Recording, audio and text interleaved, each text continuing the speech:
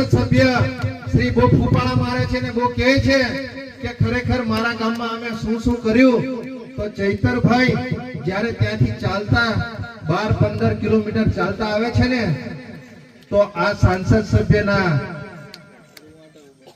रुवाटा तो रुवाटा पर जमीन परथी एमना पग खसकी गया क्या भाणियो मारो ये जुनाराथी चालतो आव्यो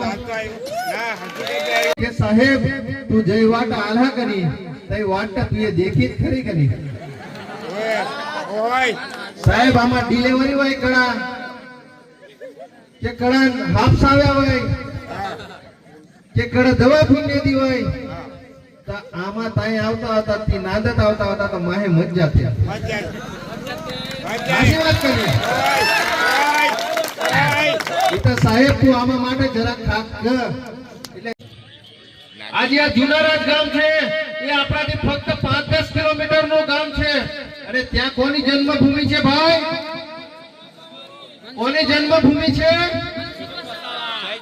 આજે કોઈ પણ ગામનો આગેવાન હોય આજે એ આગેવાનની ફરજ છે કે પહેલા તો મે મારા ગામનો વિકાસ કરું શું કરો એ ગામના સરપંચની હોય કે ગામનો કોઈ પણ આગેવાન હોય તો એને પોતાની એટલી તો ફરજ હોય ને કે મારા ગામમાં રોડ રસ્તા સારા બનાવું આરોગ્યની વ્યવસ્થા કરું શિક્ષણની વ્યવસ્થા કરું પણ આ સાંસદ સભ્ય છેલ્લા 30-35 વર્ષથી સાંસદ છે જે વ્યક્તિ પોતાના ગામનો જ રસ્તો ના બનાવી શકતો હોય તો તે વ્યક્તિ બીજાનો શું વિકાસ કરી શકે ભાઈ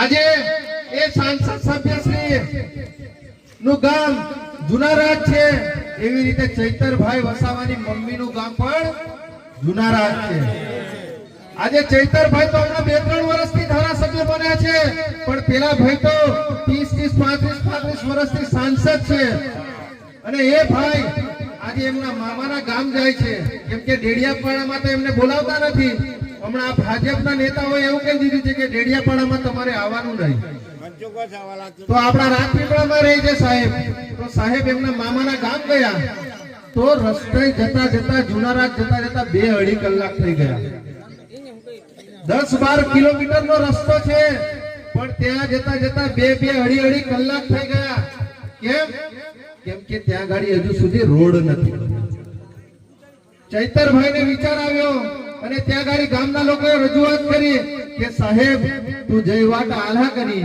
તઈ વાટ તું એ દેખી ખરી કરી ઓય સાહેબ આમાં ડિલિવરી હોય કડા કે કડા હાફ્સ આવ્યા હોય કે કડા દવા ફૂંડી દી હોય ता आमा ताई आवता होता ती नांदत आवता होता तो माहे मज्जा थी साची વાત કરી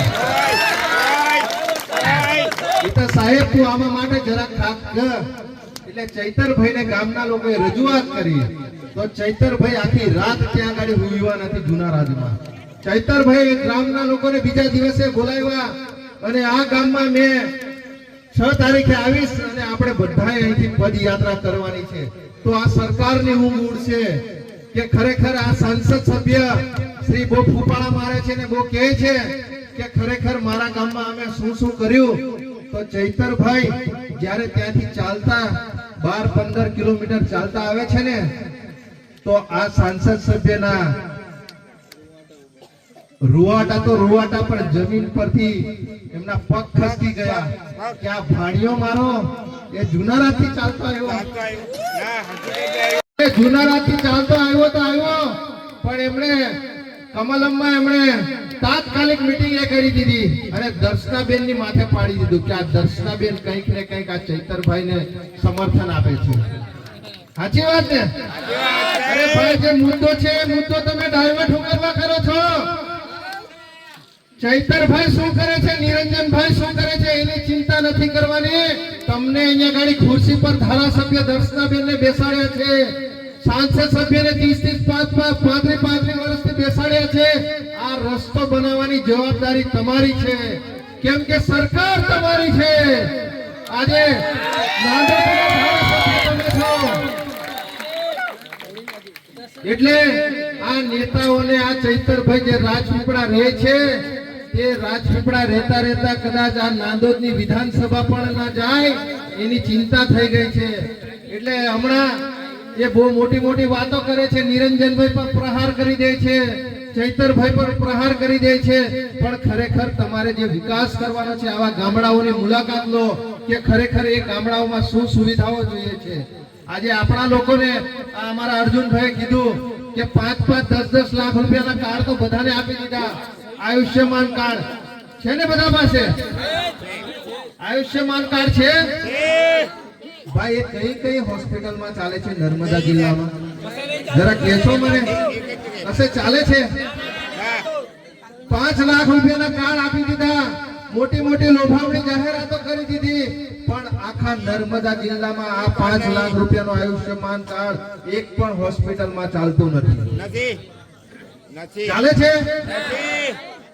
આજે ડેડિયાપાડાનો વ્યક્તિ હોય કે સાગબારાનો હોય કે આપણા રાયપરાનો વ્યક્તિ હોય, કોઈને સાપ કાઢી ગયો હોય, એ ભાઈ રસ્તા પર એક્સિડન્ટ થયું હોય, કોઈ દવા પી લીધી હોય, કોઈને કેન્સર જેવી ગંભીર બીમારી થઈ હોય, તો એ લોકો અહીંયા ગાડી રાજપીપળા સિવિલ હોસ્પિટલમાં જાય છે અને ત્યાં ફક્ત પાટાપિંડી કરી અને એમને બરોડા રેફર કરવામાં આવે છે. અને જેટલા લોકોને બરોડા રેફર કરવામાં આવે છે, જેટલા લોકોને બરોડા રેફર કરવામાં આવે છે, એમાંથી 90% કેસ એ લોકો મૃત્યુ જાહેર કરે છે. અને મરેલા આપણે એમને અહીંયા ગાડી ફક્ત અંતિમ સંસ્કાર કરવા માટે લાવવામાં આવે છે. સાચી વાત છે ને? આજે તમે ઘણા બધા લોકો અહીંયા ગાડી જાઓ છો તો અહીંયા ગાડી ડોક્ટર સાહેબને કહો છો કે સાહેબ અહીંયા ગાડી અમારા માણસોનું સારું થતું હોય તો તમે સારું કરી દો, અમારી એટલી કેપેસિટી નથી કે અમે એમને બરોડા સુધી લઈ જઈએ. સાચી વાત ને?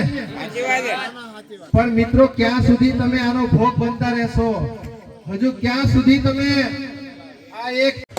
આ રાજપારડી થી ઝઘડિયાનો રસ્તો, એ પ્રતાપનગર થી તમે પેલી બાજુ જાઓ, આપણા સાંસદ સભ્યશ્રી જે અહીંયા ગાડી 30-35 વર્ષથી શાસન કરે છે, અહીંયા આવીને બહુ મોટી મોટી ડંફાસો મારે છે, એ સાંસદ સભ્યશ્રી 35 વર્ષથી શાસન કરે છે, પણ તેમ છતાં તમે આ પ્રતાપનગર થી રાજપારડી અંકલેશ્વર નો રસ્તો જો કેટલો સરસ છે ભાઈ, ખૂબ સરસ છે ને? આજે ખાડામાં રસ્તો છે કે રસ્તામાં ખાડો છે તે જ નથી ખબર પડતી. અને નીકળી પડ્યા છે ચૈતરભાઈ વસાવા શું કરે છે, નિરંજનભાઈ વસાવા શું કરે છે, એની ચિંતા કરવા. તમે 6-7 ટર્મથી તમે અમારા વિસ્તારમાંથી ચૂંટાઈને આવો છો. આ આપણા વિસ્તારની તમે પરિસ્થિતિ જો, આ સ્ટેચ્યુ ઓફ યુનિટી અહીંયા બનાવ્યું છે, આજે આપણા લોકો નાની મોટી દુકાનો કાઢે, એ લોકો વર્ષો જૂના એમના બાપ દાદાથી એ લોકો જમીનો ખેડતા આવ્યા છે. આજે એ જમીનો આ ભારતીય જનતા પાર્ટીના શાસનમાં એ જમીનો છીનવી લેવામાં આવી છે. આજે એવા લોકોને વળતર આપવામાં નથી આવ્યું. એ બિચારાઓ પોતાની માંગણી કરતા કરતા આજે ટાવરો પર ચડી જાય છે. આજે એ લોકોને અહીંયા જે જમીનો લઈ લીધી એની સામે એમને જમીનો આપવામાં નથી આવતી, એમને યોગ્ય વળતર આપવામાં નથી આવતું. પણ તેમ છતાં ભારતીય જનતા પાર્ટીના એ તાલુકા પંચાયતમાં ચૂંટાયેલા હોય, કોઈ જિલ્લા પંચાયતમાં ચૂંટાયેલા હોય, ધારાસભ્ય હોય કે સાંસદ સભ્ય હોય, કોઈ બોલે છે ભાઈ આપણા સમાજ માટે?